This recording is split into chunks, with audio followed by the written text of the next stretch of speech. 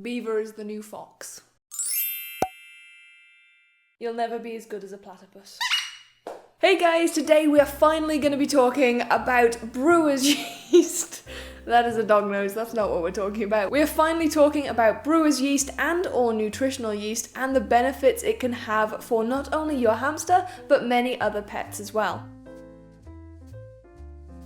So what is brewer's yeast exactly? Brewer's yeast is, surprise surprise, a byproduct of the beer making process. Now brewer's yeast and nutritional yeast are made in slightly different ways, however they have the same nutritional benefits. So if you can't find brewer's yeast near you, then you can buy nutritional yeast, which for some people and in some countries is much easier to come across. If you're going to be buying brewer's yeast, I strongly recommend that you buy de-bittered brewer's yeast, and that's just because regular brewer's yeast has a fairly unpleasant taste to it, and that may actually put your pet off from consuming any, whereas the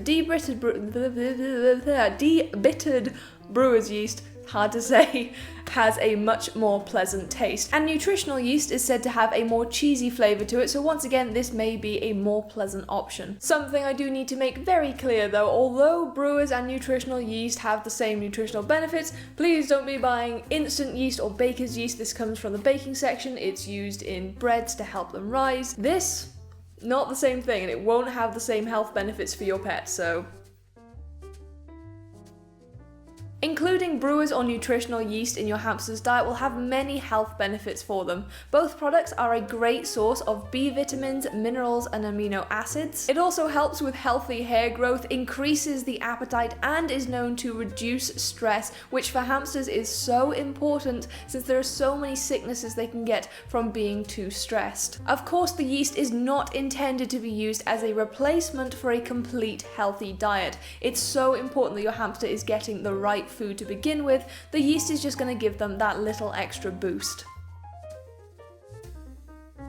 Many hamsters can benefit from having a yeast supplement added to their diet, especially those that are more vulnerable. This includes the very young or the very elderly, pregnant or nursing hamsters, and those that are weak or sick, although that depends on what they are sick with, so make sure you check with your vet first if your hamster is unwell and you're thinking of adding some yeast to their diet. One of the most popular reasons for using yeast supplement in a hamster's diet is to help with healthy hair growth. Now this can be for two reasons. The first is that maybe your hamster has lost some fur, and this can be quite common with hamsters due to many different perfectly solvable illnesses, but also just due to them losing their fur, getting old. There's many reasons. If your hamster is suffering from hair loss, you do need to get a diagnosis first so you can solve the problem and then focus on helping them grow their fur back stronger and healthier. If you don't get a diagnosis first and you just start adding yeast into the diet, you're not getting rid of the initial problem, and therefore it's not likely to help with your hamster regrowing their fur. The second popular fur-related reason for using yeast is for long-haired Syrians. Now these have long, thick coats. Even the females who are less long-haired and more fluffy-haired, they can really benefit from having yeast in their diet just to make their coats look more beautiful and to make them stronger and longer. Although yeast is most commonly given to more vulnerable hamsters, that doesn't mean that you can't give it to a perfectly healthy hamster as well. They will benefit just as much from it.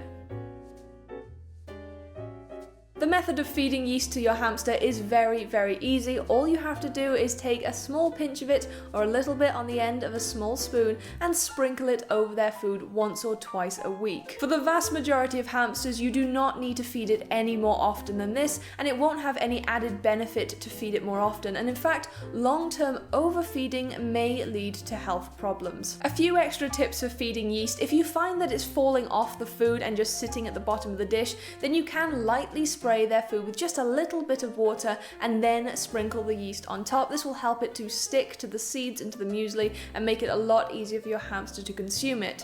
Now if your hamster is put off by having the yeast in their food, you can also mix it in with other soft foods like baby food or porridge or even mashed banana.